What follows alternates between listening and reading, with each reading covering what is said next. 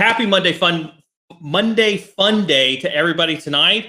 We have a little bit of a different speaker tonight than what we usually have, and I'm crazy excited for it. Our guest tonight has spent 8 years as a senior cryptographic engineer for Lidos, and then subsequent years, working for other cybersecurity companies, really developing, engineering, and designing cryptographic solutions to really solve enterprise problems.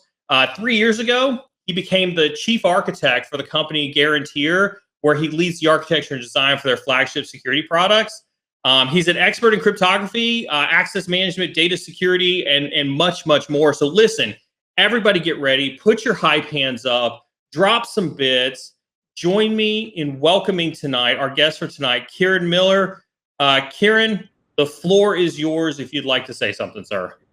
Thanks, Neil. That was quite the introduction.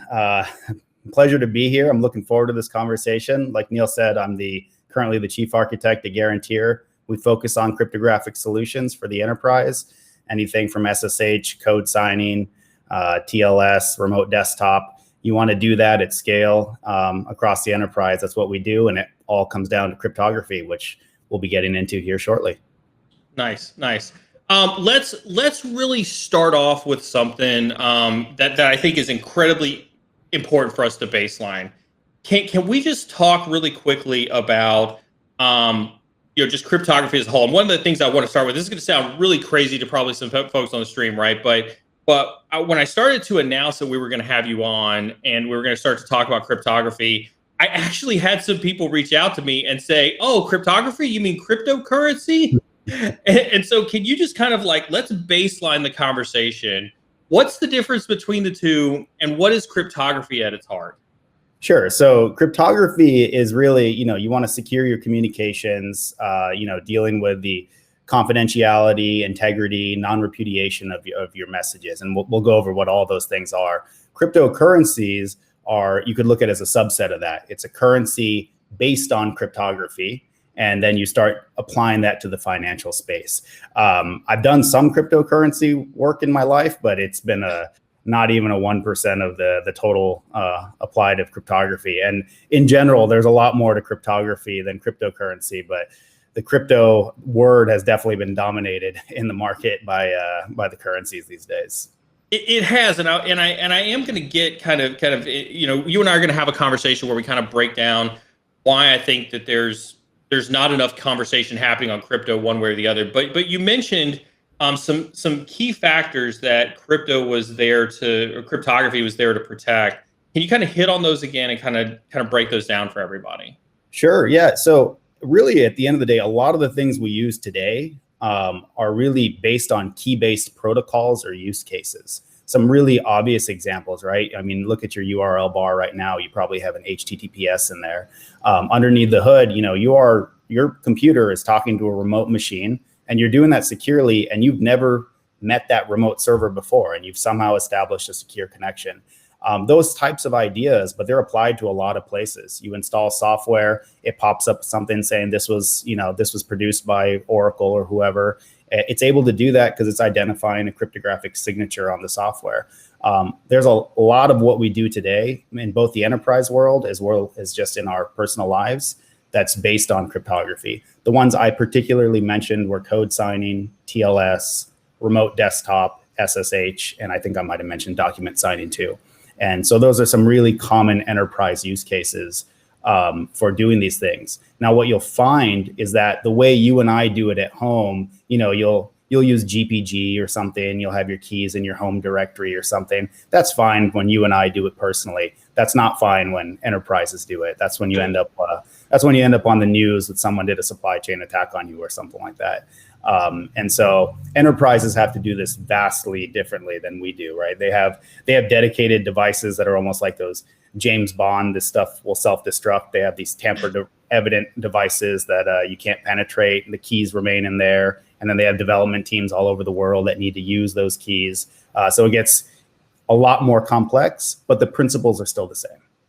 That's amazing. And you and I talked about this as we were prepping for this stream. And so I kind of want to dive into this, kind of right now. And this is about the enterprise use of cryptography, right? Because I've been a part of multiple Fortune 100 companies. I'm very proud of the work that we've done. We've built, security teams for big name brands, Abbott, Mondelez. I've consulted for PwC. I'm embarrassed to say this, but unless it deals with PKI or SSL certs or anything like that, cryptography, like what you're talking about, isn't always the top of the conversation in most Fortune 100s.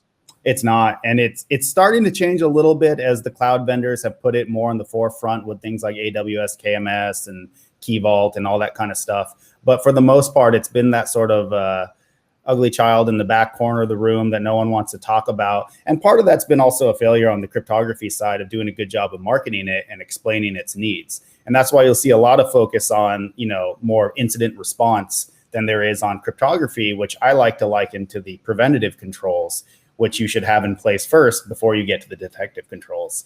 And so I think we're going to start to see, or I know we are starting to see a lot more pickup in the use of cryptography. Now, part of that narrative has to be, it's one thing when we come on here and we talk about cryptographic primitives, you'll hear people talk about elliptic curves and stuff like that. Mm-hmm. That's fine for a technical conversation amongst friends, but it's not really what drives a conversation to a CISO or something like that. Mm-hmm. You need to talk about bigger level problems like privileged access management, data security across the enterprise, secure software development. Those are bigger problems that then have cryptographic solutions underneath them. And we're starting to, as the cryptographic companies, starting to market a little bit better to those problems. And that's why they're starting to see more traction. Otherwise, we're just going to be, in the corner growing dust selling, security keys that 5 people in the enterprise use. But I think that's interesting. So let's break that down a little bit, because this is what I think is fascinating, right? Is we talk about privileged access management, but typically we have that conversation in an identity and access management conversation when we talk to a SailPoint or a ServiceNow or something like that. And we talk about handling admin access and things like that. What is the correlation between cryptography and privileged access management that we're not? What is that conversation that we're not having about? Sure, yeah. So the technical answer to that question is, so let's use a very common use case under the PAM, under privileged access management, is SSH. It's a really common, it's one of many, but it's one common use case. Underneath the hood, look at a lot of even large enterprises and the way they do SSH.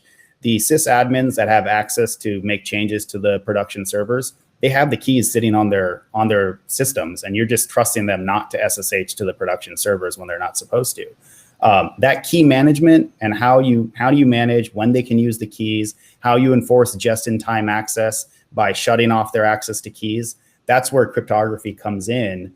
Now, the protocol itself hasn't changed, right? You're still doing a challenge response handshake. Mm-hmm. Trying to go to the server sends you back a random value. You need to sign it with your private key. Now, the question is, am I going to put the private key on your machine, Neil, and say, I trust you to be a good steward? Or am I going to say, no, actually, I'm going to put the key in something like AWS Cloud HSM or Azure Key Vault or whatever, and I'm going to proxy your access to that key. And I'm only going to allow it when there's a ticket that got approved that says Neil should be able to go in and make a change to that server. That's a more enterprise solution. But a lot of this happens natively on the back end with something like a CyberArk or something like that. We never see the actual cryptography that you're describing because they've already baked a lot of that into those solutions. Yes. So in fact, a lot of people who work in the space, I know a lot of people think we sit there and like write algorithms all day. And some do it for fun. Like I, for example, I contribute to the Bouncy Castle library. I like that library, and others do the OpenSSL, whatever. And that's good, but that's not most of what the job is. Most of the job, I would say your cryptographic primitives are your building blocks. And then from your building blocks, you build larger things like protocols and use cases. Then we get to the enterprise level, you're taking those protocols and things like that, and you're piecing them together to make a secure system design that people can use. And that's where you're solving the bigger problems. And underneath the hood, though, it's got to be made up of secure building blocks. That's kind of the analogy I would give for that. No, that makes sense. What are some other applications where cryptography should be more at that CISO level that it's really not? Yeah, so two big ones are the ones I mentioned earlier: privileged access management and then secure software development, right? So with the obvious supply chain attacks that were recently in the news, those The problem with the cryptographic things, when you get it wrong, the downstream consequences are horrific, right? So Stuxnet is one from back in the day. The recent SolarWinds one is a good example where, if you can compromise code signing, this is what they did in that case. If you can compromise the code signing keys, you can bypass, antivirus. You can install things that have very high levels of permissions that can run behind the scenes, and they're really hard to detect. So those are two very obvious, bigger level pictures. Data security is another one. I don't like using it because it's such a broad term. It can mean anything from how do I protect people from, reading my PDFs on a file share to secure email. It's a really broad term, but it is an important one too, especially as you're moving more and more workloads to the cloud, and you're effectively giving a third party access to your data. How do you secure that so only you can use it? And now you can get into those conversations about secure enclaves in the cloud and all that. Those are all cryptographic solutions for doing things that at the end of the day, people like myself and my colleagues hope to make transparent to end users so that you don't have to worry about, is there an elliptic curve or a prime number underneath the hood? Nobody wants to sit there and, crunch the numbers on the math. That's okay. Most CISOs don't like talking about data security either, so it's all right if you don't want to talk about it. Yes, it's not a very fun or exciting one to talk about. It's kind of beaten to death. Yeah. When you talk about the supply chain stuff is interesting because I can remember, God, what was that? Maybe it's probably been five or 6 years ago, maybe a little bit longer now, when that domain authority out of Europe had gotten all of its certificates and all of its keys compromised, and it really caught a lot of us off guard, not off guard in a bad way, but more like we really started to have some internal conversations as a cybersecurity community as to what would happen if that fundamental trust layer about our industry was broken. And it's a very, very core level, right? And it has, the more closer to the center of the onion you get, and then you have a problem there, it bleeds outwards. And in the case of I think you were talking about the certificate authority that got compromised and they're able to issue certificates that they shouldn't be able to. I mean, depending on the level of trust of that CA, which a lot of times on your operating system, this isn't always the case, but in a lot of cases, you just have one set of trust, and it's either trusted or it's not. And you can have some pretty downstream pretty bad things that happen. But as a result, then Google came out with certificate transparency as some way to detect, hey, are rogue certificates being issued? There's definitely solutions to it. To be honest, the cryptography underneath the hood hadn't changed there. It's just, that's a good example of the crypto stays the same. It's the, how do we make this a more enterprise scalable solution that, has those kinks worked out? That's really where the work is. But when you, I guess when you extrapolate that out a little bit, you mentioned a little bit of this when you started talking about digging into the math, and I like to kind of, I say this very frequently. The Bruce Schneier quote talks about, trusting the math. Can you kind of explain what does that mean, and how true or untrue is it, this concept of trusting the math? Yeah, it's actually a pretty interesting topic, right? Because, and I'm sure we'll get into conversations about, a post-quantum world and all that, where things sort of change. At the end of the day, yeah, I mean, if I were going to break down cryptography to talk about in the more mathy side, and then the still mathy, but a little bit less mathy, I would say that there's the asymmetric world and there's the symmetric world. And they're all actually based on math, but the asymmetric one is the one everyone thinks about when they think about prime numbers and all that kind of stuff. And the asymmetric one is really interesting because we're really working off problems that we have not been able to solve in math, and we're able to go what they're called trapdoor functions. You can go one way really easily, but you can't go the other way unless you know a little trapdoor secret. And that's what our asymmetric schemes all work on. That's how it worked. Earlier on, I made a mention about your computer is talking to a remote server that you've never talked to before, and you're able to do that securely. It's doing that via something called public key cryptography.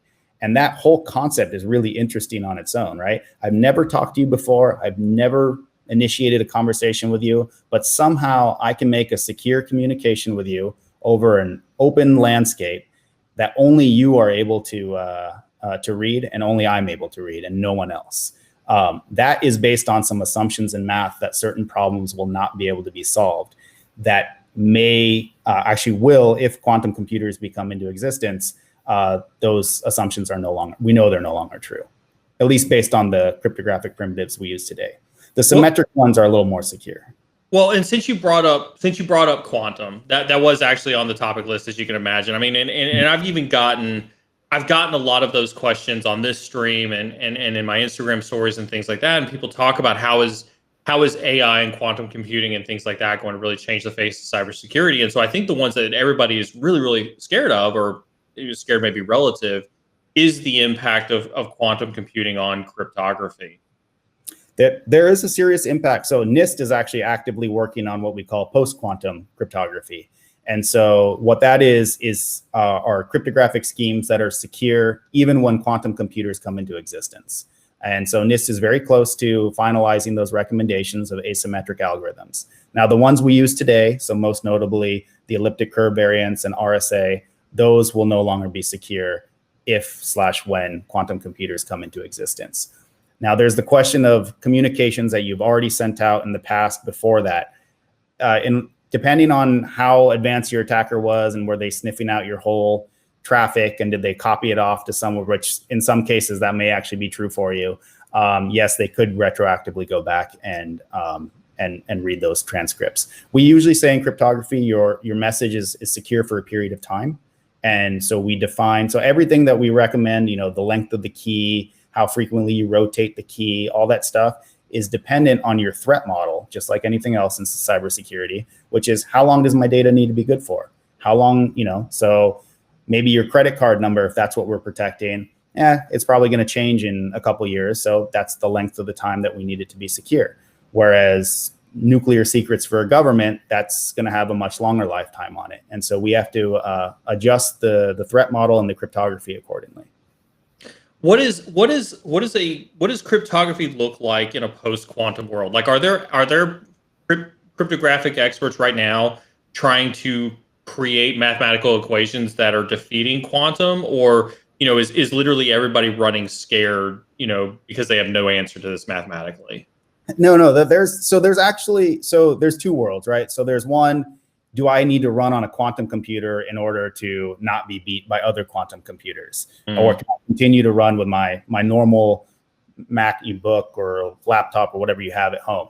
And so there are algorithms, and that's what I was referring to as the post-quantum cryptography, as algorithms that you can run on what's called a classical computer and still be resistant to quantum computers. And so those are actively being worked. They're actually pretty, we've said this for a while that they're pretty close to being done. So, don't quote me or make any bets on that. But it's supposed to be done within the next year and a half or so.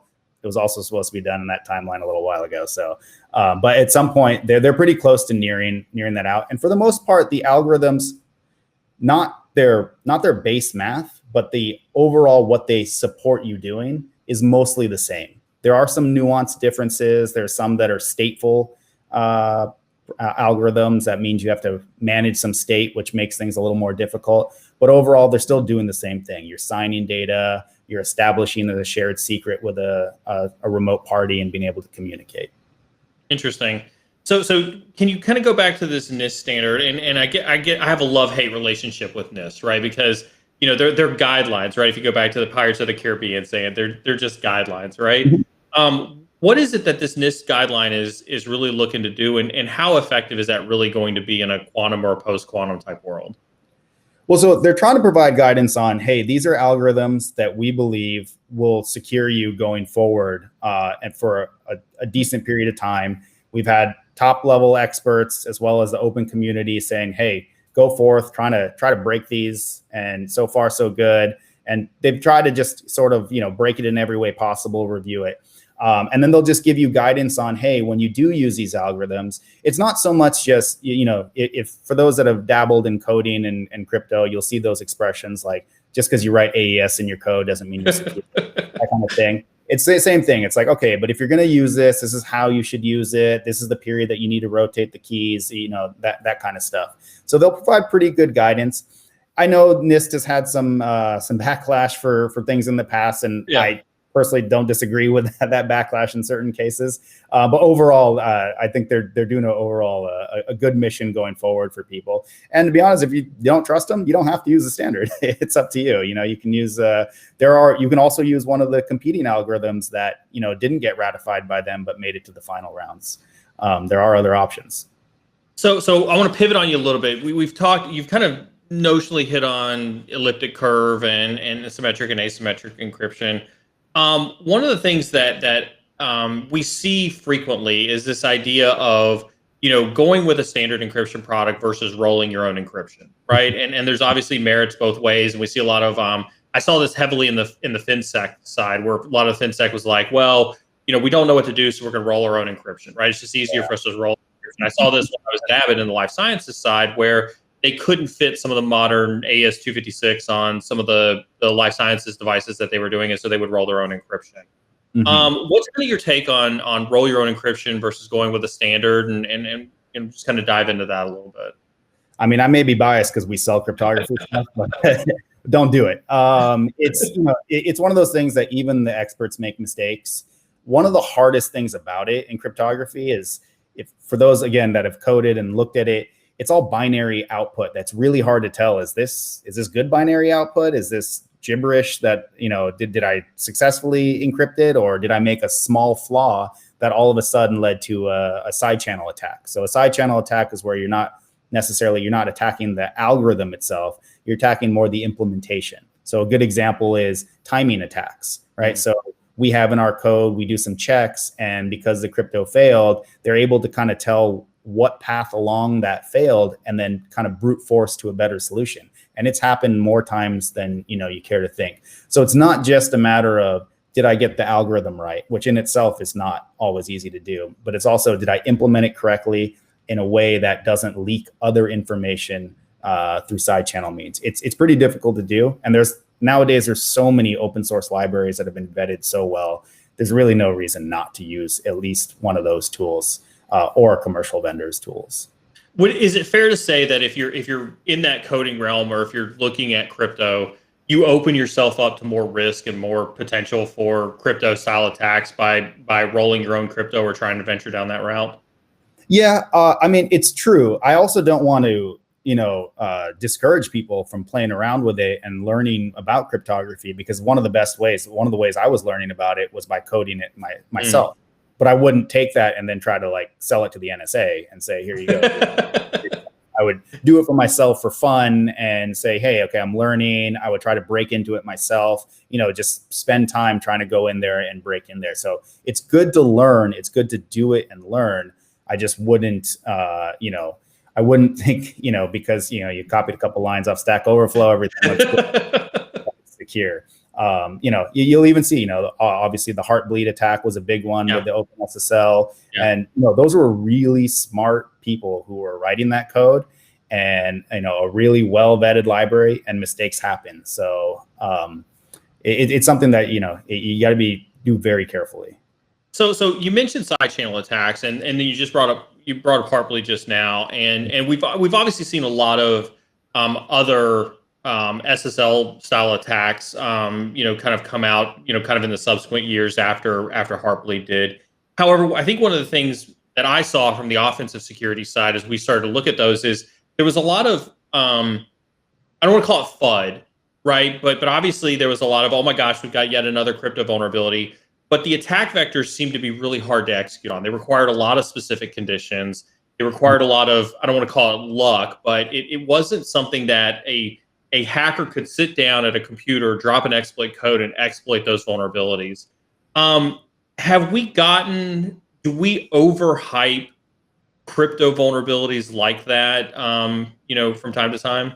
We overhype everything. I mean, once it happens, it's that's what's going to be in the news. I mean, nowadays, every attack I see out there, and we actually sell something related to supply chain stuff, and every attack now is a supply chain attack, and it will be that for the next couple months, and then it'll change to whatever else. That's more marketing than it is the technical. Now, so the Heartbleed was a good example of one that you could actually sit down and wreak havoc. You could just sit in your living room and just point it at a lot of servers. But yeah, there's other ones that crypto attacks are not necessarily easy to exploit. For those that have worked as part of teams on the offensive side, and you'll usually have a crypto expert that sits there, you're going to have to pair that person with someone else who's like an operating system expert, a network expert, because the crypto expert alone is usually you have to already be in the network to do it. Not always, but you have to be in the network, which means you need help from someone to get there. And so it's usually a team effort. The only thing I would caution is that the crypto exploits, when they do happen, the payday is usually pretty high for the attacker and pretty bad for the victim. So when you mention that, is it fair to say then that the 0-day market, if you want to call it that, is probably a little bit richer on the crypto side than maybe it is for some of the other exploit vectors that are out there? I don't know if you're trying to figure out if I'm sitting there buying these exploits. I haven't personally looked, but if I had to guess based on supply and demand, yeah, I would guess that the crypto ones would be have some high value to them that you can. Because the payoff is so high usually. Yeah. Cool. Well, I want to pivot on you really quick on a different topic before we kind of go over to our community questions. And I want to remind everybody. Obviously, you can tell just in the first few minutes here that we've been talking with Kieran. Amazing resource when it comes to cryptography. Drop those questions in chat at any point in time, and we'll get those in the queue. Let's talk more philosophical. Right, not political, but more philosophical. Right, I can remember back in the day, back with PGP, pretty good privacy days, when the government, as a whole, wanted to kind of outlaw the sale of certain encryption technologies outside the U.S. for fear that other governments would use them against us. And then even here recently, there's been a huge push to have various backdoors put inside of products to bypass encryption, whether we're talking WhatsApp, iPhone encryption, whatever the case is. From your perspective, being in the crypto industry, how dangerous is that, and what do you think the right answer is? Yeah, it's really dangerous. It's why we've been down this path and then negated it before. And by it being dangerous, I mean giving anyone this magical key that's going to give them access that they only use securely. It's technology-wise just really, really difficult to do, and I don't know how to say this in the politically correct way, but I wouldn't trust the government to do it right and not lose the keys sort of to the kingdom sort of thing. And so it gets really difficult to really implement that in the right way. You also start getting into questions of should we be inspecting first, trusting second, or should there actually be a reason to it's one thing to say, all right, we have probable cause that whatever this person is, there's an issue, so we go get a warrant and we go talk to whatever company that is and ask to inspect traffic. But by default, just giving blanket access across the whole country or across the whole globe and saying just inspect and then trust us second, I'm not a fan of that approach at all. Well, what about this idea that we're going to start to out export regulate cryptography that originates inside the U.S.? We already do, and it's insanely annoying. And it is. And I mean, you can even find things. I want to say Microsoft back in the day was talking to Congress about all you're doing is handicapping United States companies. These people already have access, and the export rules are so antiquated. They're based on back when 56-bit DES and all that was in play. So they're all based on very rules that don't get adjusted. At the end of the day, everyone has access to the open source tools these days. I don't care what corner of the world you're in. Someone in Antarctica can get it if they want it, probably. And so it's you're not doing anything by stopping the export of just cryptography on its own. It's not solving a problem anymore. It's maybe way back in the day, we had secrets that we didn't want getting out, and those things should still be classified by governments and not exported. But the day-to-day stuff that's already open sourced, libraries that have been around forever, and we're getting in trouble because it's put into the product, and now we have to go through extra regulation hoops. All we're doing is just doing a disservice to the companies that want to just do normal business, and it's not really securing anything. Let's flip that around, though, because I can go back again. I've kind of put on my CISO hat, right, in that regard. And there were, we couldn't buy certain products to use in countries like Russia, like China, we couldn't deploy them because they wanted to have access to those cryptographic engines so that they could, do whatever it was that they wanted to do from a government perspective. How do you, from a company perspective, when you hear about like, well, I want to deploy EDR, but I can't deploy EDR in Russia because CrowdStrike won't give me the keys to give to Russia so that they can intercept the traffic and see what we're doing. We can't deploy XXX in China because China wants the keys to, BitLocker or McAfee or something like that. How do you contend with that as a crypto company who's trying to have a global presence? Yeah, it actually is one of the challenges in, when can we sell or who can we sell to? Even if you sell to a US based company and then they, how do we have to inform them that where can this software go and reside and where can it not? So it's actually still an open discussion within Garantir. We haven't done, while we sell to companies all over the world, and and even the US companies who buy from us, they're usually global companies. We sell mainly to large companies. So the software does get distributed over. Right now, it's more of a notification process that says, hey, you are responsible for complying with the laws. But it is problematic. We haven't been approached to do any backdoors or anything like that yet. But if and when that day comes, I'll let you know what we decide if we're allowed to. And I think that's interesting, right? I mean, not asking you to make any type of company-based decision here tonight, but how do you weigh that?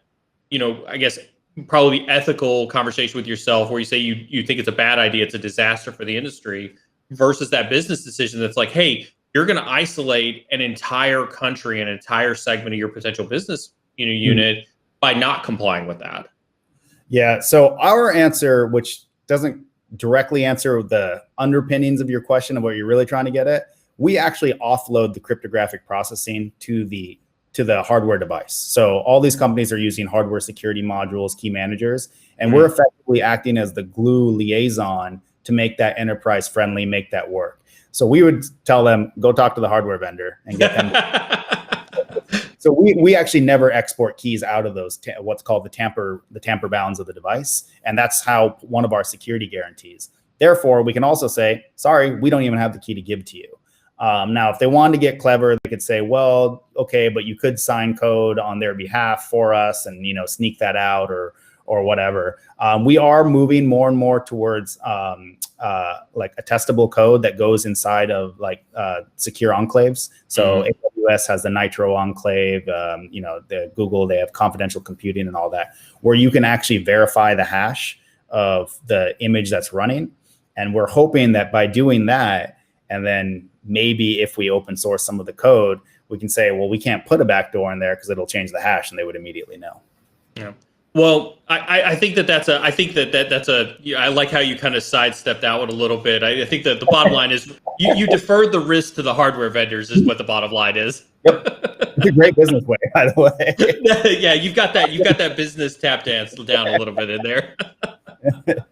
But question ultimately, companies have to choose between, hey, I'm registered here as a company, I have to follow the laws here, but you're making me miss out on all this other business opportunity, really for no gain whatsoever. So it is, and I struggle with this, right? Because I mean, it is when you take the business approach, right? And we've had this conversation on stream a lot about how we get so pigeonholed in cybersecurity where we're not having business conversations, we're not supporting the business of what it needs, we're not enabling the business to take risk, but yet we have these very strong, barely called a moral, ethical stance, whatever you want to, that says we're not going to give China or Russia or somebody else like that the cryptographic keys to decode our traffic. So do you just not do cryptography in that region and you allow everything to go through because you have no choice? And so I think that it's a conversation that if companies aren't already having it, it's probably not far off in the future that they're going to have.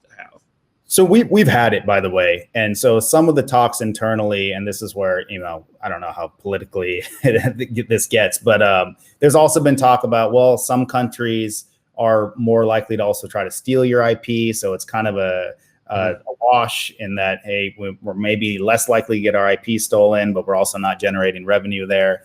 And so far it's sort of been all right, we'll defer this conversation to a future time, because right now we're not marketing there that much anyway, so it's not like we're turning down a whole lot of business there.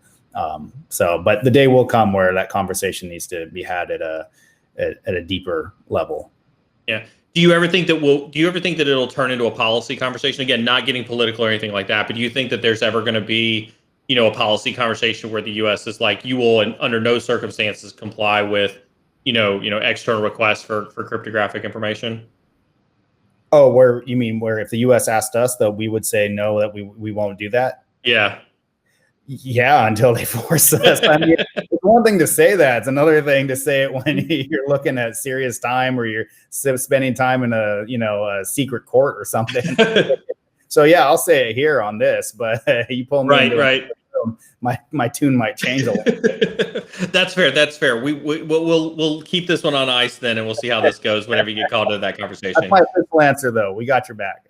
Yeah. So you real quick, you brought up confidential computing, you brought up Nitro and AWS. We had Tracy Wallace from INE on a couple weeks ago talking about cloud computing and all things cloud and things like that. And so we had asked him at the time, where he thought the future was when it came to the introduction of a lot of these memory-based encryption schemes that the cloud vendors are kind of coming up with.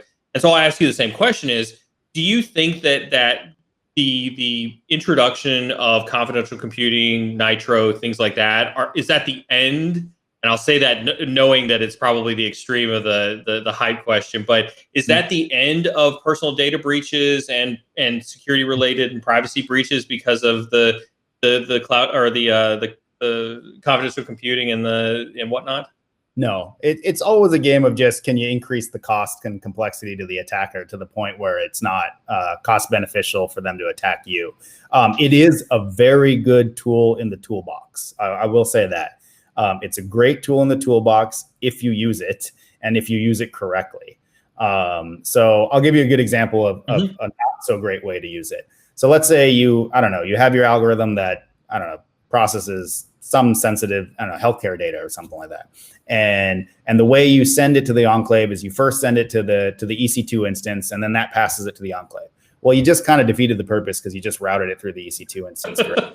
So it's like, okay, but if you do it in a way where you actually encrypt it in a way that only the enclave can decrypt it, you then do your processing there, and you define your interfaces correctly so that the plain text or the sensitive data never leaves there. Now you have a really good tool in your toolbox to really mitigate where the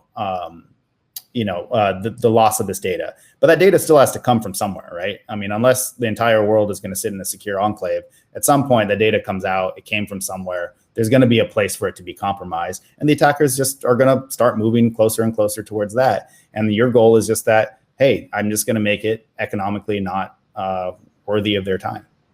Is kind of the goal of confidential computing, is that really to try to bring a lot of that cloud processing power into bear towards the cryptographic conversation, so that we can say that you can now holistically rely on this instance or this compute to protect your data, and then you just have to worry about the transport protocols. You just have to worry about what happens to it on the other end. But at least you can count on your mechanism for storing of this data to be relatively secure.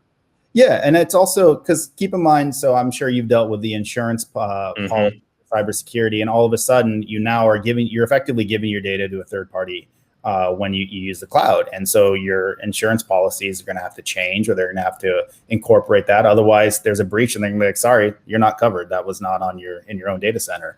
And so by the cloud providers providing this means of saying, even we don't have access to it. Yes, it's physically here, but we can't, it's a black box to us. We can't read that data, nothing.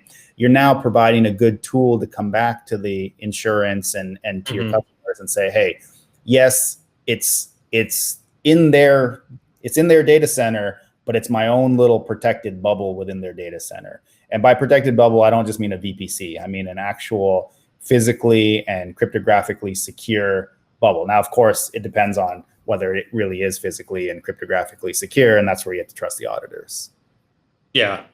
I think that's great when you talk about the insurance side. I think that's an easy one. I think where that conversation gets harder, at least from my experience, is when you are talking to, and I'll pick on PCI for instance, right? Just because I spend a lot of time in the fin sector and dealing with I was a QSA for a while. They ask a lot of questions in terms of what's your key management look like? How are your keys being stored? What's that data look like? How are you storing that data? They get very, very detailed because of some of the traditional ways in which the financial sector used to have to store credit card data, in their systems. Do you think that confidential computing gives you an easier answer to that? Or do you think that that's the folks like the PCI industry being out of date with understanding that black box now is an easy answer for the fintech company, and you don't need to know how all that stuff is happening? So the confidential computing gives you a good answer to part of that story. It's actually, it's the second half of the coin, where the other half is so what you talked about in that question was the key management. So that's still going to be offloaded to the KMS, to the HSM and all that. Now it's okay. So my keys are secure, but when you process data, there's one thing to just call encrypt, decrypt. That's what the HSMs and the key managers do. But then you need to actually do stuff with the data. You need to run a workload that, processes data. And at some point in today's world, until, fully homomorphic schemes become a reality, you have to process the data in plain text. And so, for the most part. And so that's where you need a secure enclave to say, okay, when I process the data, I want a secure place to do that. And then where are my keys that I'm using to then further encrypt it when I write it to the database and all that? That's going to be the HSM or the key manager. And then when they come together, you have both your cryptographic key storage, and then you have your area to process live plain text data. That makes sense. So it's a complementary one to that conversation. Yeah, and it's a good complementary one too. And so they have some pretty cool features in there that we're actively using as well. They're pretty impressive. So as a general rule, confidential computing from all the cloud vendors, huge support of, highly recommend from an architecture perspective if you're looking to need that type of protection. Oh yeah, I think if you're moving sensitive workloads to the cloud, you definitely want to be looking at using that. And then if you're looking for, hey, I want to be able to attest to the fact that the cloud is even running the same code that I told it to run, they give you ways to do that too. Nice. All right, I'm gonna move the conversation back over to our backdooring conversation, because I want to kind of follow that up with we all the time, even more so now, right? We see malware authors amongst other guys really employing a lot of cryptographic techniques in how they code out malware. Obviously, we still have a lot of the terrorism stuff that goes on with that. How do you balance, at the end of the day, the fundamental need for cryptography with the need to fight cybercrime and the need to fight terrorism? Like, what's your anti-law enforcement argument with that when it comes to cryptography? Yeah, it's a tough one, because as cryptography gets better and better, it gets really hard to intercept messages and snoop them out and see it, because there are bad people doing stuff, and they have access to pretty much the same security tools that the rest of us have access to. And I'm not a law enforcement expert, so I couldn't tell you what the best way is to go and find your leads for who's doing what in the terrorism world. But so this is not going to answer your question, but all I can say is that the answer to me is not, then let's just assume everyone's doing something bad and let's blanket decrypt everything and go find out who's doing something wrong. Now that's easy for me to say, and I realize then when you're the victim of an actual attack, your perspectives change, and I'm sympathetic to that too, right? I mean, no one wants another horrific attack on really any nation or any civilians, and so the reality is there has to be some. I personally am for. We have laws in place that say, hey, we have reason to believe that something's going on here. So let me go to one of the major, Facebook or whoever, and say, hey, we have a legitimate need to look at this data over here. Show us that, but not just go ahead and just read everything under the sun and then find out who's doing something wrong. No, that makes sense. All right, awesome. I appreciate you indulging me. That's kind of my 40 minutes, 50 minutes of blasting you with questions before we before we turn it over to the community, I want to remind the community, hey, I've got amazing resource here. Let's go ahead and get those questions in chat. I've got a ton of questions lined up here for you, Kieran. Yeah, go ahead and take a drink of that water, get you some hydrate going on, get you a little stretch going on. I want to remind everybody we're gonna knock out a few of these questions, and then don't forget that we are giving away 3 Hack the Box vouchers tonight. Thanks to Kieran and Garantir for that. We'll get into that here in a little bit. Let's hit a couple questions here really good. Fohammer 419 says, "Hey Neil, Leslie Carhart posted that there is a complicated dichotomy of being a actually, sorry, I'm going to pass on that question just yet because that one's not crypto related, Fohammer. I'm going to pass on that one here for a little bit. I'm going to go to a different one. White Cyberduck says, "Hey Kieran, what resources would you recommend for somebody trying to get hands-on learning in cryptology?" Oh, that's a good one. So I started, it's actually cryptography is what brought me into Java, which isn't exactly what you asked yet, but I'm going to get to it. And so I was looking up ways to code. I'd read some books. So back in the day, Bruce Schneer's book was the gold standard. There's some new ones now. Reddit's crypto subreddit is a great subreddit with some really sharp people on there who actually provide some real valuable stuff. They will kick you out if you try to go crypto. They want it staying on cryptography. And so there's some new books that have replaced that. I'm a little bit older, so I started with that book, and I haven't gone back and read the recent ones.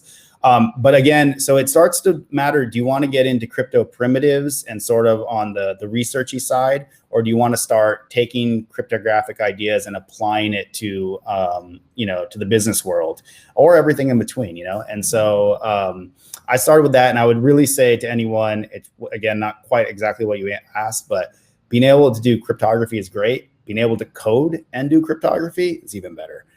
Because at the end of the day, we always have to write proof of concept implementations. We have to test things out. We have to break into things, and being able to code and do cryptography. And a lot of the languages, Java, Python, they all have great frameworks in place that are not overbearing to look at, and are great ways to start learning on your cryptography.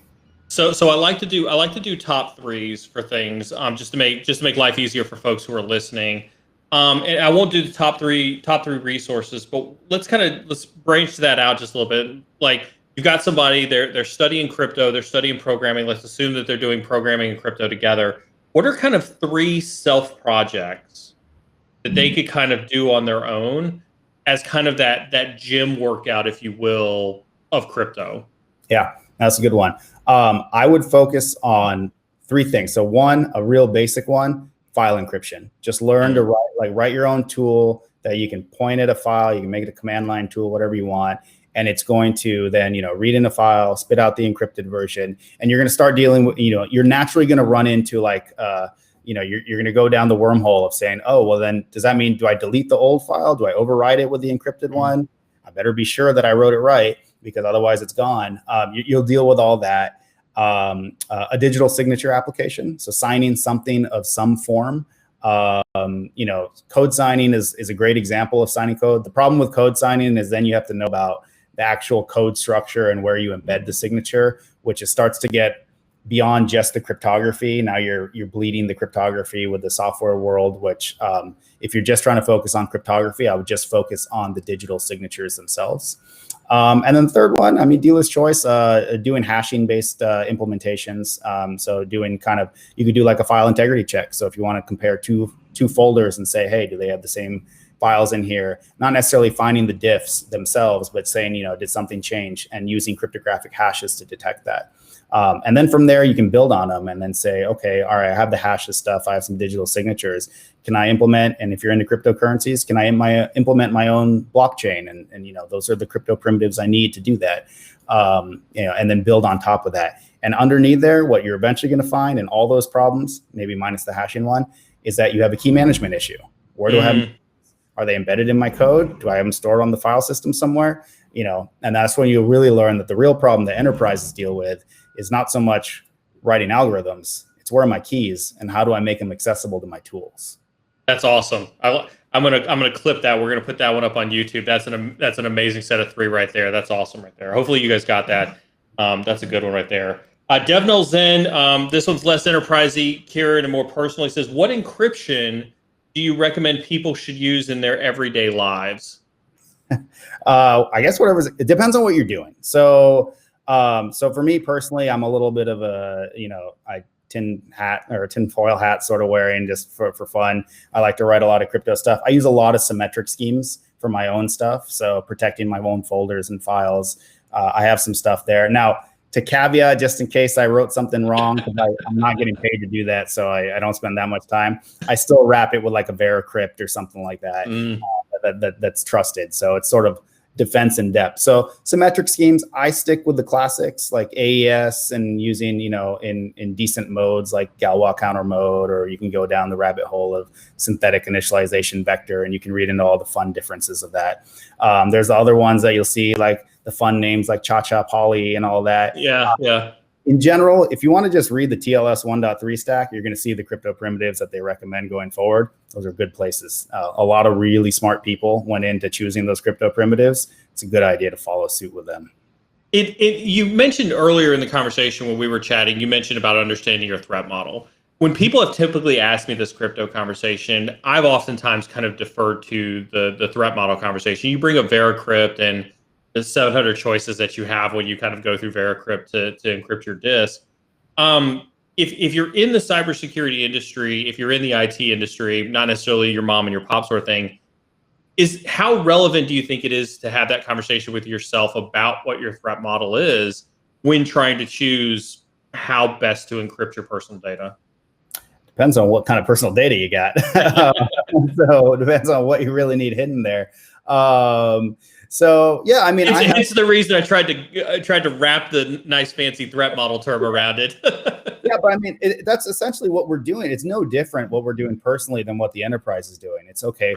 What are the ramifications or costs to me if my data is stolen, if my data is lost, or if my data is changed without me noticing it? What are those ramifications to me? Now, granted, for the enterprise, they're probably far higher of cost, hence why they put more money into protecting it. But depending on what you're doing, and I'm not asking, you may have some serious consequences too for your data being lost, whether those are in your personal life or otherwise, or even just, for example, I know some people who are inventors and they really don't want, before they go and file patents, they don't want anyone knowing what they're doing in that space, and rightfully so. And so they actually, back before the US was first to file, and it was actually first to invent. I think that was pre-2014 or something like that. So in that case, they wanted to keep their invention secret until they patent it. They also wanted to show that they were the first ones to patent it. So a good way of doing that, encryption gets you the confidentiality, meaning no one else is going to be able to read it, assuming they don't have access to your key. And then they would do cryptographic timestamping of their data as they were inventing it, so that they could go back and show irrefutable proof that no, I was the first one to come up with this idea. And they would use a timestamp. And a cryptographic timestamp is nothing but a digital signature on the data as well as the time that a third party provides. So like DigiCert has a free timestamping authority, Sectigo, a lot of them do. And so that they can go back and say, no, look, this is my data right here, and check the publicly trusted timestamp on this. Nice. Cyber Colombiana wants to know, at what stage of our cybersecurity careers would it be best to learn cryptography? Is it best for those who are more experienced? Would beginners be better off focusing on the foundational knowledge? So I started straight out. So I went to school. My undergrad I did in applied mathematics, and I got picked up. So it was sort of a natural fit. So for me, it was straight out cryptography. And I know that some people find cryptography to be the challenging subject within cybersecurity. To be honest, for me, looking at network security, that it's like a daunting thing for me. Like, talking about all the subnets and all that, I hate it. And so it's just the same way. Like if you don't play ball in that space, it's just not what you naturally do. So the earlier you want to pick up really anything in life, the better off it is. So if you're interested in the subject, I would play around with it. cryptography, I can tell you as someone who has to hire people in the space, it's not easy to find people qualified to do it. So we would love to see more people join. And there's a great supply demand in terms of benefit to your career. There's a growing demand need for it, low supply of people that do it. That means the pay goes up. That all? I mean, that all jives, and I think that's fantastic insight. But I think people look at cryptography, and I saw kind of some of the chat scroll through as people were talking about cryptography, and they had this daunting feeling that math is very heavily involved. It's you mentioned programming in there, and you kind of talk about how network security is very daunting for you. What are the 3 skills that if somebody was trying to self-assess if cryptography was a viable career for them? What are those top 3 skills that they can kind of look at themselves and say, maybe cryptography is the right answer for me to try to get into? So if you really like math, it's not a necessary condition to get in, but I would say it's sufficient. So if you really like math, then cryptography is going to be good for you, but you don't have to be really good at the math.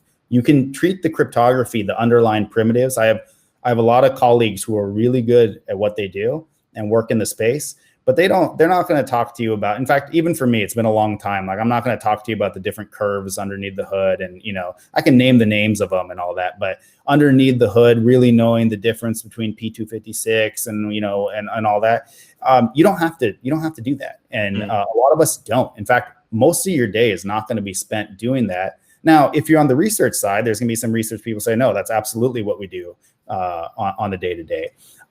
Coding would be the other skill that I would say is really high up there.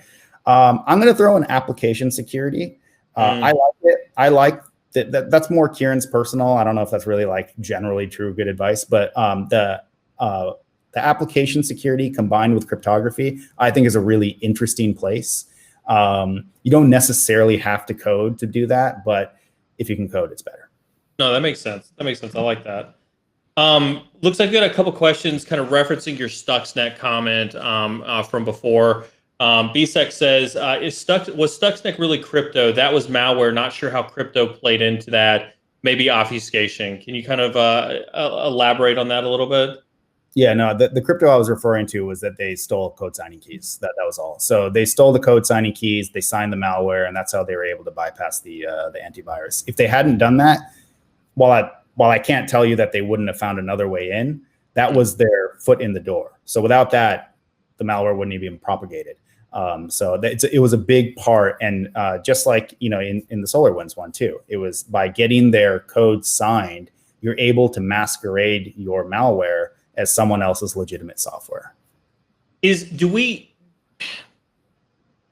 it comes to the I don't want to call it the risk vector of the different types of potential cryptographic, exploits that are out there, right? But if we talk about like maybe code signing, compromising of certificate authorities, or rolling your own code, what would you say are kind of the top 3 vulnerabilities, if you will, that kind of exist out there in the crypto world?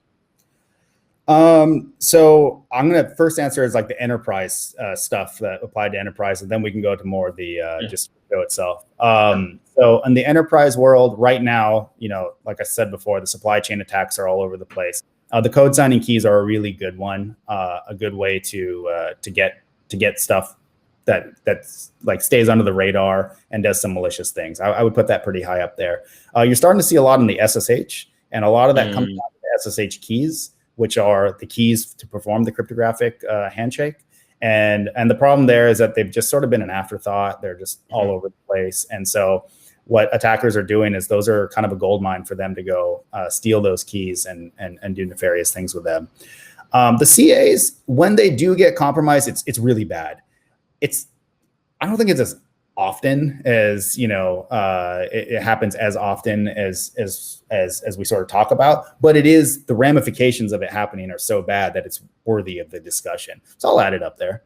It's a good one to put on the list. But really, we're talking about, when we talk about CAs, when we talk about code sign, I guess I still look at it and those typically aren't cryptographic vulnerabilities. Those are a compromise of an entity that leads to the theft of code signing keys, or the compromise of a CA and the theft of the root certificates and things like that. They're not actually cryptographical. Yeah. So most of the times in these vulnerabilities and the things that happen, they're usually not attacking the cryptography. That's not to say it's never happened, but they're not attacking the cryptography itself. They're attacking, that's what I mentioned earlier, the side channels, the other way of getting in. All right, cool. You got a really secure product. It's like the classic example we use. You got this crazy bolt on your front door. You got guards and dogs and all that stuff. But then you tape the key outside and you put it in your mailbox. And it's like, okay, well, I'll just do that then. I'll just do that. And so the attackers are doing the same thing. They're looking for the easy way in. They're not trying to, mission impossible their way into your house. So Fasochi Actual says, and you kind of hit on this a little bit. I think I'd probably just ask you to dive a little bit deeper into this one. Is how is the job market for somebody interested in cryptography? Pretty good. I'm not complaining. Yeah, no, I'm not complaining. So for me personally, it's always been, once you get in the door, right? So I'm not saying that your first one is going to be the easiest job to get, but once you get in there, you got some experience. You can, and sometimes to get that, you can just show GitHub projects that are your own that, impressive. I've had people show me that. You hear that? You hear that? Portfolios. What I keep telling you all about portfolios. Portfolios are great. You've contributed to open source projects, things like that.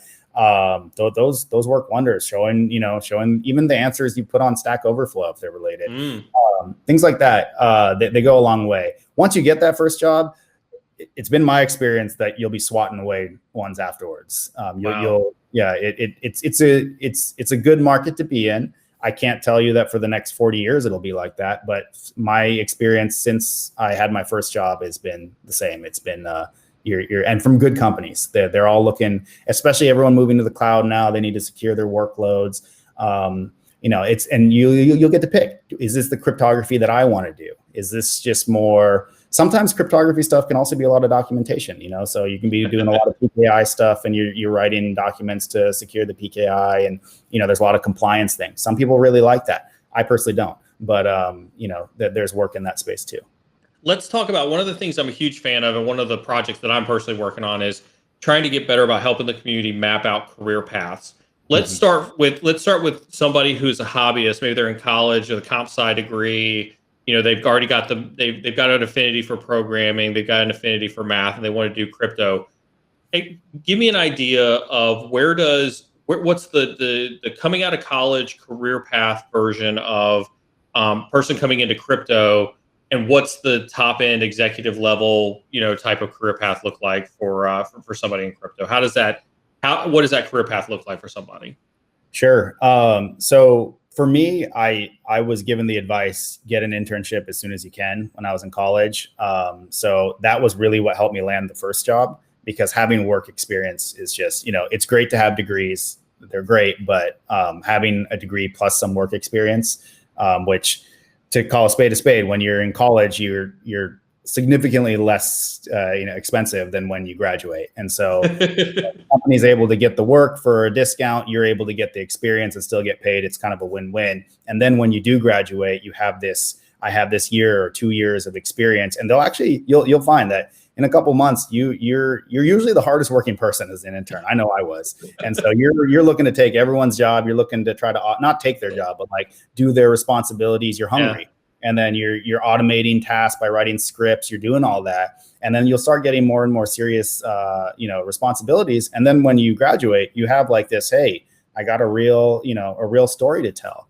You'll land your first job. I shouldn't say easy, but easier ones to get is, again, this comes down to the economics of it. The profit margin on your head can be pretty good when you go to the consulting type jobs, right? So they don't have to pay you nearly as much as someone who's been there for 3-4 years. But they're billing you out and they're putting you on teams with these like blended rates and whatever. And so they make a good profit off you. So they like bringing you in, and you in turn. We talk consultancy. We're talking the PwCs, the Accentures, the EYs, things like that.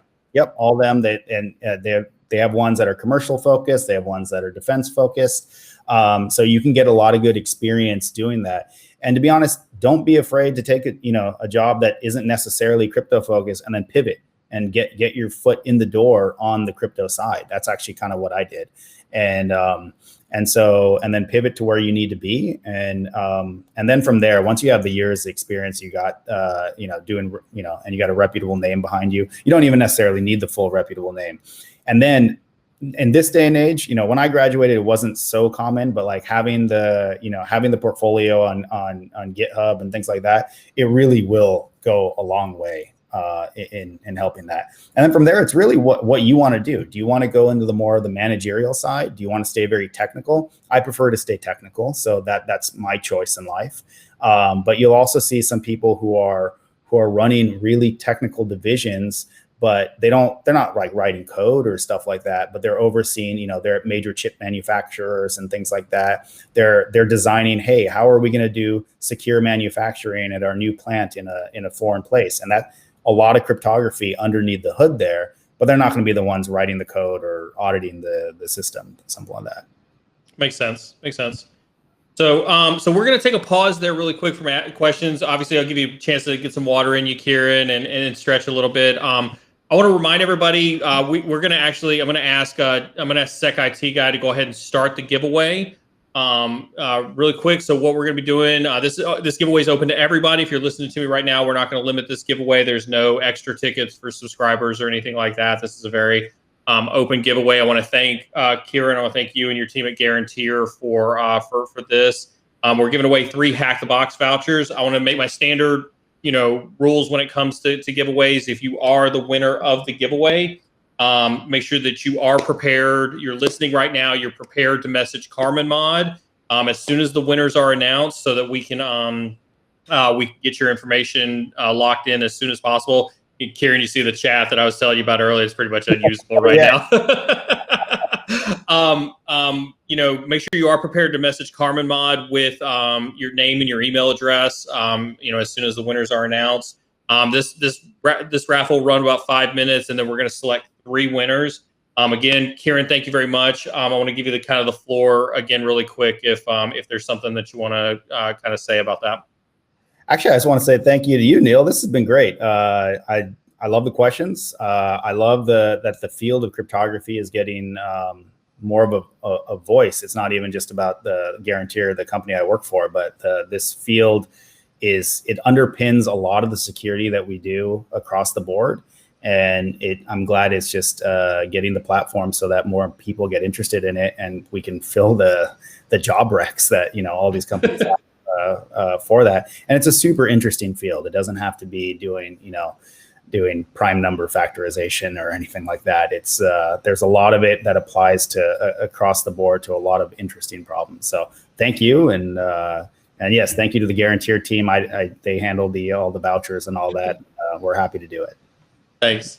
I'll give a thanks to Daniel. Daniel on your team has been fantastic to work with. He did a lot of this coordination, so you got a fantastic guy there for that one. So keep him. Yeah. Let him know. Question here from California 909. We'll go back to the questions here while the raffle's going on. California 909 says, how do you see cryptography changing for wireless communications with standards like WPA3 being cracked already? And how do you see standards like LTE and 5G changing with everyone having a mobile PC on them at all times? Yeah, that's interesting. So I hope I don't start sounding like a broken record. I don't necessarily see the cryptography itself changing. Yeah, you'll see some modifications to protocols and all that here and there. But the core ideas are not changing, right? Secure communication between 2 nodes. We're going to have a mix of asymmetric and symmetric schemes. You're really going to come down to, again, how are those keys managed, right? So what you're starting to see is like on your phones, on your computers, they all have secure enclaves on them now, right? So I'm not actually a Mac guy, but I'm on a Mac right now. It has a T2 chip. My other laptops has a TPM. My phone has a secure processor as well. They're all designed to hold those keys to do those communications. I think that's where we're starting to see more and more of the innovation is more in the ability of those secure enclaves and those secure bounds to hold the keys and do things with them. Ultimately, the protocols, they'll evolve like anything else, but I don't foresee anything earth-shattering outside of maybe, the introduction of the post-quantum algorithms becoming a thing. I mean, here's what I'm gathering from the crypto world, right? The supply and demand means that you can command any salary that you want to, and your answer is my stuff never breaks. It's only how you implement it. I mean, it's a. I guess I'm painting a really nice picture. I mean, they can break for sure. I've seen some crypto implementations. For example, I'll give you one. Without mentioning any customers or anything, I saw an implementation where they did roll their own crypto. Now, underneath the hood, they were using AES, the Advanced Encryption Standard. Nothing wrong with that. They even used a normal library for AES. What they didn't do right is that they were using GCM, so Galois counter mode, which is all the rage these days. TLS 1.3 spec uses it all over. But it has rules on how you have to use it. And this is where you don't roll your own crypto. They used what's called a static initialization vector. And so that's something that you can't do. And we don't need to go down in the weeds, but this is an example of what happened. Now, they were doing encryption. They used the algorithm, all that good stuff. I was able to go in and show them that I don't even need access to the key. And once I have one known plain text and one known ciphertext, I was able to then take any other ciphertext and say, I can decrypt it. And I was able to go through and decrypt all the records in the database. And so that was just an example of, things can go wrong. So please use the libraries that are openly available, whether they're open source or whatever. So not that things never go wrong, but for the most part, the algorithms are pretty well vetted at these days. So unless you have some breakthrough in the math or something like that, you should be pretty good to go. Yeah. Is there a lack, right? And I say this, in full transparency, thinking about like the certification realm, right? We've got blue team certs, we've got red team certs, we've got hacking certs and things like this. Is there a need in the industry to have a crypto cert? It's a good point. Yeah, I mean, it would be interesting to see that go there. So for me, I was in a regulated space for a little while, and so we had to do the certs, and I breathed a nice sigh of relief when I no longer had to have them, and so maintain them and all that. I don't think certs are bad for the record. I don't personally look for them when I'm hiring, but I don't think that they're bad to have. I think certs, and even in the cryptographic space, wouldn't be bad as long as they stay up to time with the times. Some of the certs that I had to go through, I was like, this doesn't even look right, but I know the answer they want is that. Yeah, I think it'd be interesting. Maybe we could start one, Neil. We can. Yeah. Let's you and I chat about that one after the stream. Fasochi Actual comes through and says, what is the number one way crypto is defeated? The keys. So improper key management, I would say, is number one. Maybe side channel attacks, number two, including, just the infamous cartoon we like to use, which is just beating someone over the knee with a lamp and saying, I'm not going to break your crypto, but I'll get the password out of you. Usually the easiest path in is the path that the attackers are going to go for. And, we have all these secure protocols, but again, if the keys aren't managed well and all that, it doesn't really mean much. Key management, I think that's something that's always plagued us, right? And when we talk about, especially I go back to my PCI example, right? And that's why the PCI Council focused so hard on HSMs and the key repositories and things like that when it came to that. Are there any innovations that you think of on the horizon when it comes to key management that you think would kind of maybe shore up some of those vulnerabilities in key management? So there's some innovations for sure. I don't think that they themselves would shore up the issues. The issues is that people aren't using the so it's not for a lack of tools and techniques out there. It's more a lack of, hey, we have that in place, the key's there, and sort of the checkbox came in and we moved on with our lives. And so, yeah, I would say, there's things like in the secure multi-party compute and stuff. I don't play a lot there, but there's some clever things going on in those spaces. But again, if you're not a company that's currently looking at key management with HSMs and all that, chances are really slim you're looking at things like secure multi-party computing and all that. So at the end of the day, the goal is just are you sure that the keys that underpin this are safe? Just like, are you sure that the keys to your front door are safe, or they scattered? Because if they're scattered, it's sort of a facade of security on your front door. Is this why? I mean, I think this is why, I get back to the privileged access management conversation, because I think that I agree with your underlying point, right? We've got the tools, like CyberArk's been around for years. Privileged access management as a concept has been around for years, and nobody's using it. It's so hard to even get them to use something as simple as privileged access management. So I could completely empathize or agree with you on that one, that just getting organizations on board with that is the easiest thing. Yeah, and part of it maybe has to do with budgets and all that too. We deal with that with some customers. It's, the budgets for the security, they're starting to expand, but they're it's not as fun to put a budget in for something, especially if you haven't had a breach or anything like that yet, right? It's like, but it seems to be working, right? It seems secure. Is I guess with that being said, like what are kind of some of the, like, CyberArk's a heavy lift, right? We know that CyberArk's a heavy lift. What are some key management processes outside the technology? Like, again, I'll go back to my top three. What are kind of some of the top three processes that somebody outside of outside of buying a CyberArk could do for key management? So you mean just kind of at home sort of stuff? Yeah. I mean, you can get security keys. They're great. So I don't work for them or anything, but YubiKey is a very commonly known one. I think Google has a Titan. Those are great devices that'll secure your keys. And those work great for personal use. They even work in enterprise settings too. Now you get to the point also where those are kind of distributed out to end users. They're running around, we work in a remote world where your keys can be anywhere.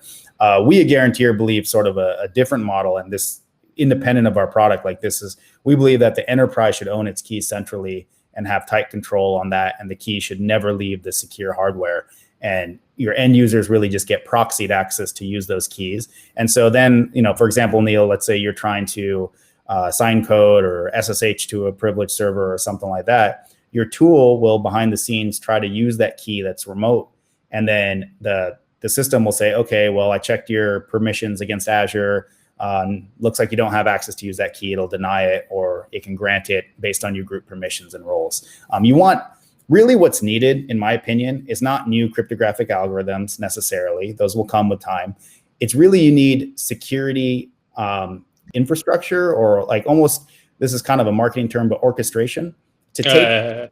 Yeah, I know it's an overblown term, but like, to take everything that's kind of sitting sometimes as like they're isolated islands or silos, right? So we have our identity systems, and we have our HSMs or key managers growing dust in the back. Then you have your certificate authority like DigiCert or AWS Private CA or whatever sitting somewhere else. We really just need, those are all great tools, CyberArk, they're all great tools. What you need is something that brings it all together and makes it work so that when you use PuTTY or WinSCP or whatever you're using, it just works behind the scenes, checks your permissions, does all that, but you didn't have to change your tools. You didn't have to uproot it. That's really where the innovation is needed. Not so much in the next, is it going to be, 512-bit instead of 256? The experts will come up with that.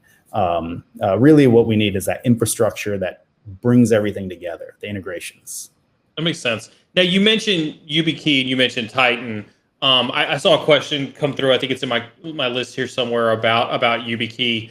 Can you explain the concept behind YubiKey for folks who may not necessarily be familiar with it, and then talk about the YubiKey, the Titans that are out there, and kind of what your take is on that stuff? Sure.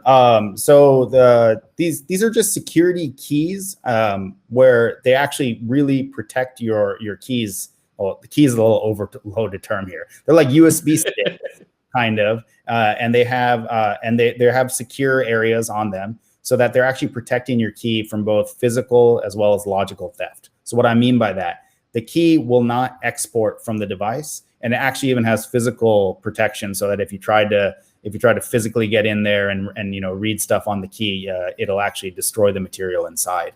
And so that's really good protection for your keys. And so that you're able to use the keys when it's plugged in and you type in your PIN to use it, but no one else is going to get your keys. And so I have one right here sitting next to me. I always have them nearby. They look like this. You plug them in. They and they're really great for personal security. They're also even good in enterprise use cases. You asked for my opinion. I'm a bit biased. We're partnered with one of them, so yeah. So I won't go there, but. But they're all good devices. I mean, at the end of the day, everything comes down to your threat model, right? So, are you running into a scenario where someone might actually be trying to sniff out your stuff, and when you go to the coffee shop and steal your data, you should probably be looking at these. Keep in mind, your computers also have secure enclaves on. Most computers these days have them. They have TPMs, they have T2 chips. They're physically built into your device, and you can use them as really strong storage for keys. So there's really not much good reason not to use them outside of that. The infrastructure to use them has not really been readily available outside of people who really dabble in the space and write code and all that. So GoPro Slow Yo, I need you to message Carmen Mod right now for your Hack the Box voucher before we pass it on to somebody else. Congratulations to Zangril and N233419 for their confirmed winning. GoPro Slow Yo, make sure you're messaging Carmen Mod right now. We're going to give up your Hack the Box voucher to somebody else. It's when you talk about the YubiKey at all in that industry, one of the things that I have found, that's another one of those technologies that surprisingly, my wife works for a Big Four consultant. See, I won't say which one. She's on an engagement here with a financial institution where they had issued her a YubiKey. That's honestly the first time since the YubiKey has been created that I've actually ever seen it be used in an organization before. And so that's another one of those technologies that I'm incredibly surprised has not garnered a lot of widespread adoption. Yeah. It's and they've done a great job of making it simple, making it easy to use, and doing that. And it's great tech. The YubiKey. In fact, the one I was holding up was a YubiKey, and they really should get more. And I have no stock or ownership there, but they really should get more use. And we have started to see more companies using it, especially as employees have gone remote. It was one thing when everyone came into the same office and then your computer was sitting there in the office with you. And, we had that kind of, all right, there's security around the building, it was easier. Now, as employees are all over the world, there's sensitive data that might be there, and you only want that data to be in there when the key that has a secure protection on it can unlock. I expect that they'll see a bigger demand in their product. So outside of the YubiKey conversation, BSEC676, one of our VIPs in our mods says, in your opinion, where is the best place to store these keys? Not YubiKeys specifically, but just keys from like a key management perspective. Where's the best place to store keys? So secure hardware for sure. At the end of the day, once the keys are outside of secure hardware, and I'll define what I mean by that in a second. Once they come out of what we call the tamper protection areas, all bets are off, right? You can copy so let's say I have it on my computer locally. Any malware gets on my computer, it's going to copy that key off, right? That's one of the things that they're looking for. Mm-hmm. So you want it so that even if malware sits on the computer that's connected to the secure hardware, that they still at the very least can't get your key. Now, keep in mind, if my device I'm authenticated to, even if they can't get the key, they may still be able to use the key by making requests to that device, which is actually what happened in the SolarWinds case. So they compromised the build server. And so even though, as far as we can tell, they didn't actually steal the key, they were able to use the key to sign the malware. So it's not like you're fully home safe, but you're taking a big step in the right direction by getting the keys in the hardware level protection. The industry standard for corporations is a hardware security module for that. And for your own personal use, I would say things like the YubiKey, the Titan, and then the TPMs are really great alternatives. Although I'll also say the cloud vendors make it dirt cheap. That even myself, I have my own cloud HSM, and I just spin it up when I need it. I pay like $1 per hour for it or something like that. So pretty easy to kind of spin something up like that to store that. Mm-hmm. Okay. Exactly. Mm-hmm. You kind of touched on this a little bit earlier when you talked about the NIST standardization, but it looks like Crypto Mathecician says, What do you think about the PQ crypto and the NIST standardization? Do you prefer any of these new schemes? So I think he's asking about the new what NIST is going to finalize on with the post quantum. So I will just comment that I am not a huge fan of the stateful schemes. I think requiring people or entities that are performing cryptographic operations to maintain state is asking for problems, especially when you're looking for disperse, across the globe and where we can't replicate things in real time.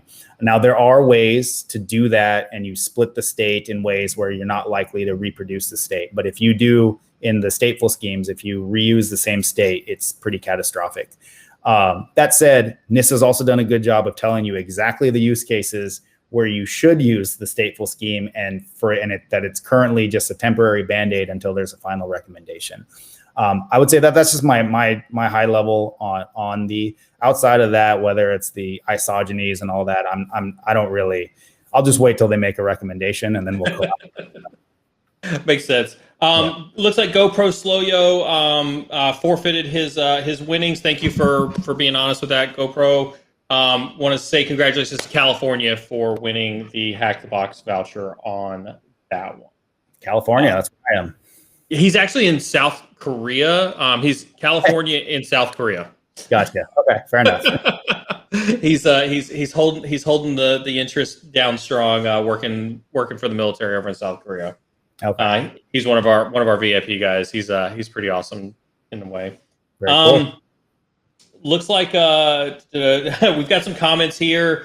Looks like Angry Amoeba says, when are we getting Kieran back for more crypto talks? Apparently you're a hit here. Appreciate it. Here we go. One on quantum computing.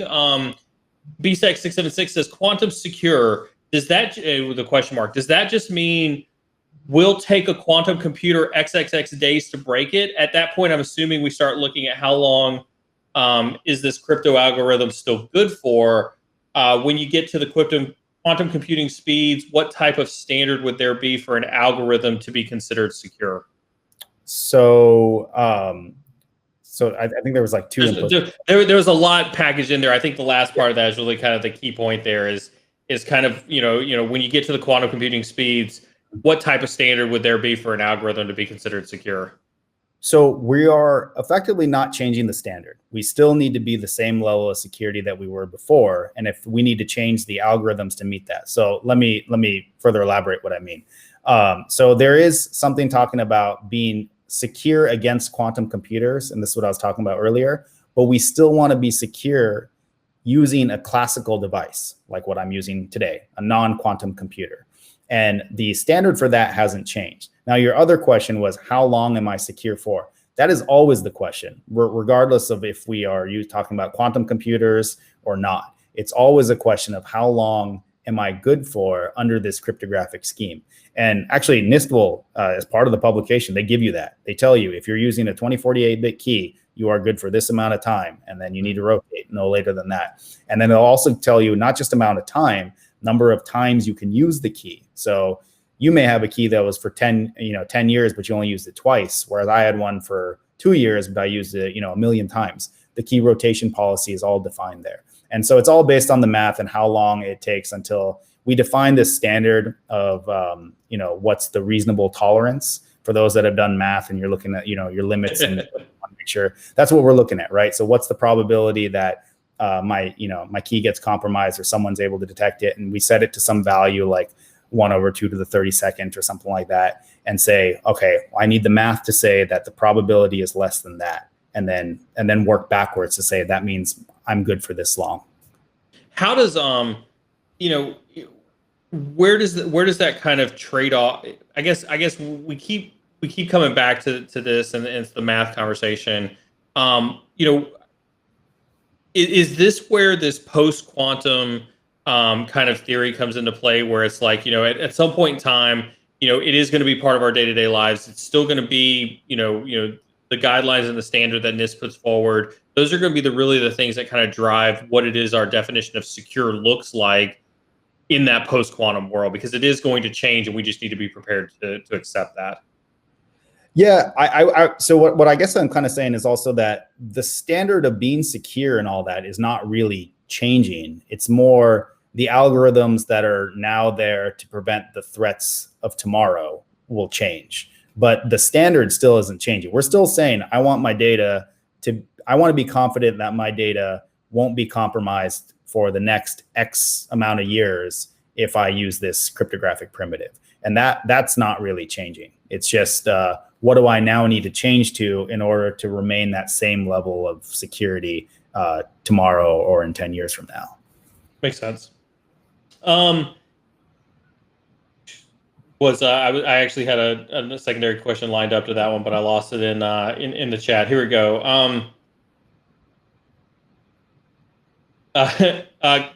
Zoti Actual said, Kieran, what are crypto job interviews like? Hands-on based or it says or cert based, but I guess the general question is, what are crypto interviews like for crypto jobs? Sure. I've never had a cert-based one. The only time I've ever been asked about certs was for some of the consulting ones, and that's just because they need to present those certs to the client in order to qualify you as billable. So the interviews themselves have usually been, so I've had the whole gambit. I've had from, I felt like you barely didn't even interview me. Like it was just, you really need to fill the job. I have no idea what questions you were asking me. Yeah.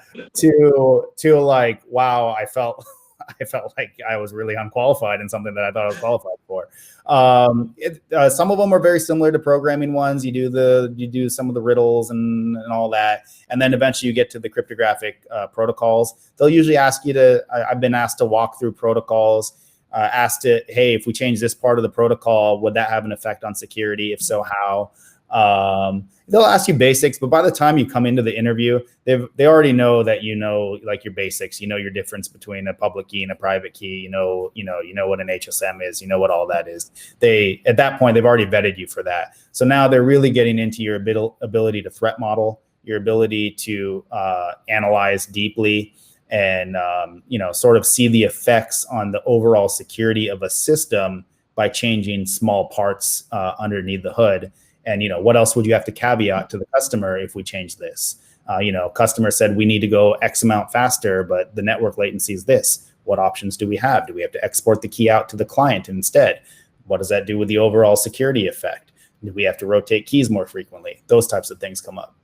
So it becomes very much like, we're going to test your theory based on what we think, your practical application of these crypto mechanisms could potentially look like. Yeah.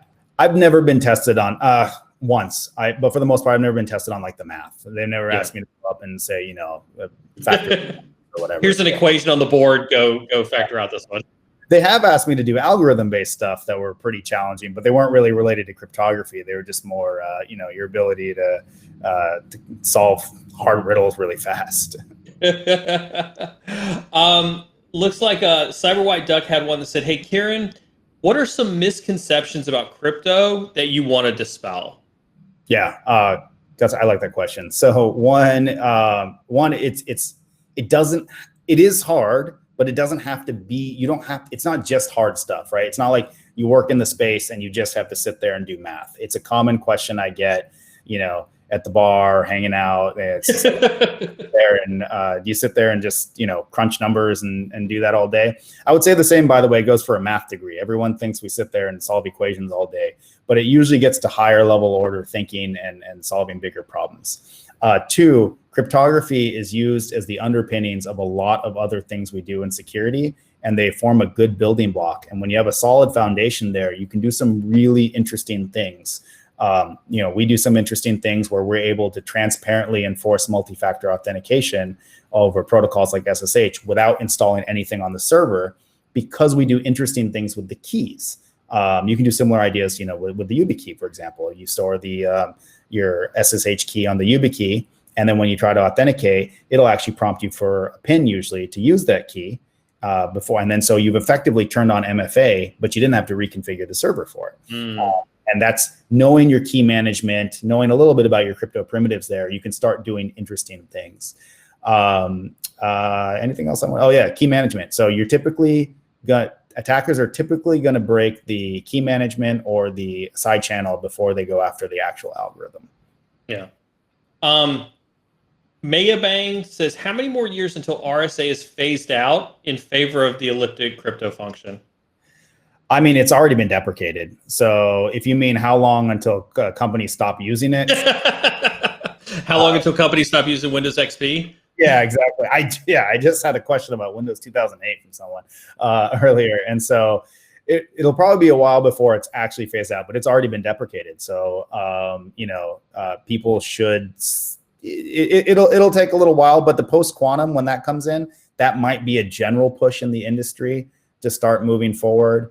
The TLS handshakes are starting to deprecate the use of the RSA based handshakes and all that. So as we start moving forward, you'll see it move away. But I mean, gosh, TLS 1.2 came out, I don't know how long ago. I forget, it's a long time ago. And we still see customers on TLS 1.0 and 1.1. And so I think you're going to see a long time before it's actually fully phased out of production.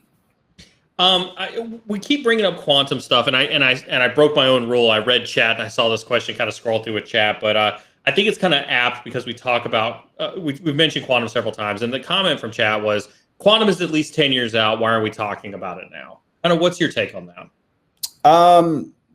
It's your threat model, right? So it really is, not to sound like a broken record. So to some people, if your data, I'll give you a good example. If you are a manufacturer of firmware that's going to have to live for another 25 years, which there are a decent number of companies that have that, and it's going to be put in environments where it's very hard to update. Maybe it's on a satellite, maybe it's in remote countries, and performing updates is difficult. This stuff actually matters to them. And so that's our customers who ask us about that are typically in that space. If you are personally dealing with data that's probably doesn't matter in 3 years from now, yeah, you don't really care. It's not a big deal. It's not within the threat model. So again, it goes back to your threat model. But that's why you also see, AWS and some of the other big players, they're already putting post-quantum primitives in the TLS handshake, and they're doing the double part of the TLS handshake to experiment with it. But they're also potentially even buying some future protection capabilities for those that are actually sitting there and sniffing out the traffic and storing it for future reasons. So again, really just depends on what you want to protect, if you should care about it now. What about the idea that quantum computing is 10 years out? When do you buy into that? Do you think that, we've seen, I think Google was here recently, right, where they've actually got, some makings of what could be some of the first pieces of quantum computing. And then obviously if you subscribe to the conspiracy theories about the NSA's facility out of Utah, that's out there. Do you think we're 10 years out away from that? So I assume when people say that, they mean 10 years out from commercial use of quantum computing as opposed to government use or anything like that. To be honest, I think most people are throwing out numbers. I don't know if that 10 years is really grounded in any set of, it could be, I don't know. I try not to comment too much on things I'm not, really well founded on. I will agree that it's a future state, whether that's 10, 5, 20, I couldn't tell you. But I can tell you that there's a decent enough chance that for some of the companies I deal with as customers, that they have data that needs to be protected beyond that scope. And for them, it's an in-scope question. For others, it's not as big of a deal as a question because data's not in scope. Well, and I think that really wraps the frame around like your previous comment about your threat model, right? Is quantum computing is worth talking about now, and I think I saw Devnell say it in chat, right? Prepare to, if you fail to prepare, then you prepare to fail, or whatever the saying goes. Is if you're trying to protect, future-proof your crypto protection, quantum computing is definitely in scope and in your threat model for that. I think that's very aptly said. It's also, if you bring up that other RSA question, it's a good example, right? If we took that long to get off RSA, when we're not talking about some people argue, if you're not talking about the post-quantum now, you're never going to get there if you're still sitting on TLS 1.1 and we're, how are we going to get you there? So I think for those that push that agenda, to be honest, we don't do a lot of business in that. I don't personally work in a lot of post-quantum stuff. But but it does come up from time to time, and it is something that we have to be aware of, and something that we do actually have some solutions for. But it's the question's right. It's not a it's right now, at least for Garantir and myself, it's 5%, maybe 1% of the stuff that we do. Yeah. Crypto Mathematician comes through again. This one says, do you think FHE like BGV12 are to be used in the near future for database encryption? Oh, fully homomorphic encryption? Is that what you're talking about? I mean, that'd be great. So IBM is betting big on that, the fully homomorphic stuff. I think also you're going to see that used a lot in the for the cloud providers as well. I mean, that's like the holy grail for them. So if you can process data on fully encrypted and still run any arbitrary computation on fully encrypted data without decrypting it, you effectively also made there be less of a need for those secure enclaves that we talked about.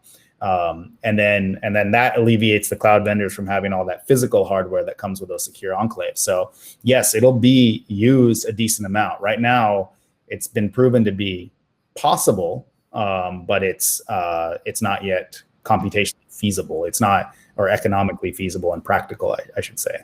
Just because the compute required to do that stuff is so high.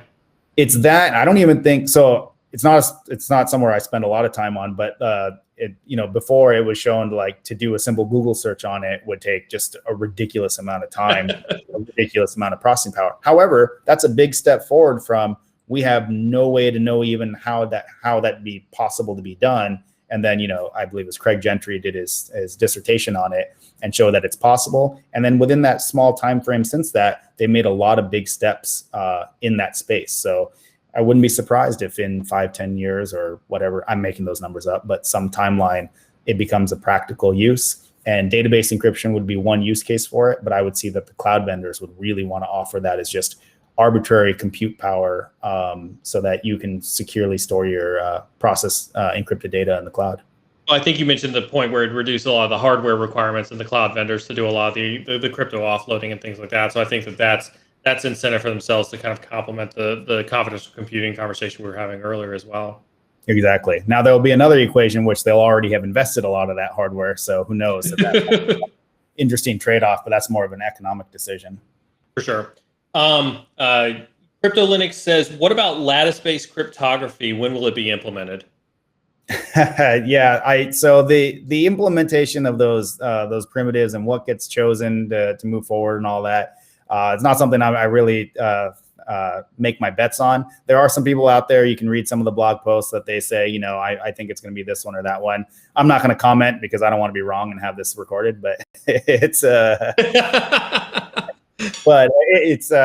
our stance on it is there's going to be some that are selected as the winners going forward, and those are the ones that will then be implemented by the cryptographic, HSMs and all that. And then we will provide the liaison to use that sort of infrastructure. So for us, it's sort of inconsequential, and hence why we don't really take positions on that about which one will be selected and which ones won't. Makes sense. Net Frazier says, what are some of the negative impacts crypto might cause nationally or even locally in your perspective if it's used in day-to-day activities? I mean, one is what you were asking about in the beginning, which is just, there are some legitimate cases where law enforcement and stuff needs to be able to read stuff. And without that, they don't get access to certain data and bad things happen. And so that, which then is pinned against your privacy rights as well, it starts to become it's difficult, right? It's difficult to strike that correct balance. And so that's why you'll see things like what I think the latest bill is the Earn It bill or something in Congress, to do that. They always come up with some cute acronym, but and then they bury the backdooring of crypto into it. Really shady thing, yeah. It's so it's not that I'm not sympathetic to that. It's just it's a very sweeping, let's now take away everyone's privacy so that we can solve these. So, and I personally am not for that. But I am sympathetic to those who have been victims of things who then say, hey, well, my family member or whatever wouldn't have had this happen had we known. Having spent time in the agency, I can tell you that I was out when Snowden dropped all his trove of data, and I remember looking at that and going, "Holy cow! I just came from this world." Mhm. And you get this feeling where it's like, I know why we did it while we were there, but I can also value the privacy of American citizens in that regard. So I think it is the same conversation when it comes to crypto, because there is no right answer to it. Yeah, and I was also actually I was a contracting to the military and the agency as well back then when he did it too. And there's a lot of people who have think everyone out there working at those places is out to get you. And just want to dispel that. There's a lot of people I worked with and all that very much care about the country and who they work for, and not looking to do nefarious things. I can't say that everyone is that way. I didn't meet everyone, but it wasn't like this whole thing just to get you sort of thing. Mm-hmm. Yeah, for sure. Last question, and then we're gonna wrap it up for the night. It looked like my bang asked Kieran, what is your Patreon account? He or she just wants to throw money at you. Oh, I appreciate that. I really do. Thank you. But actually, I've been really fortunate in this industry. It mentioned before that it's financially pretty nice, as well as a lot of freedom. So if you have extra to put forward, any charitable donation that you want to do it towards, I think is great. I personally, Reality Changers is an organization I've worked with to help people from less privileged backgrounds sort of get up, go to school, end up in careers like this. So that's one that I promote. But any charitable donation, I appreciate it. Kieran, listen, on behalf of my viewers, on behalf of my moderators, on behalf of myself, I want to thank you so very much for spending the last 2 hours with us, answering my questions, answering our community's questions. Everybody hit that exclamation point guest. You can get Kieran's LinkedIn, go show him some amazing LinkedIn love, and send him some connection requests. And, on behalf of everybody, I want to thank you for the last time. The floor is yours before I send you back off into the green room and talk to my community. But, thank you so much for being here tonight. Yeah, my pleasure, Neil. It was an absolute pleasure. Appreciate all the good questions. I guess I'll plug the company real quickly. If you're doing any cryptographic work and, you work in an enterprise, you want to keep the keys secure, you want to make everything seamless, work with the tools that you use today. That's what we do. Code signing, SSH, document signing, a remote desktop, you name it. We'll make it work with the existing tools that you have in place. So, but again, thanks, Neil. I really enjoyed it. Not a problem. I'm gonna put you over in the green room. You can take off and we can chat. For up-to-the-minute cybersecurity news, make sure you follow and subscribe to the Cyber and Security channel on Twitch and YouTube. Also, make sure you turn on those notifications so that you know when we go live.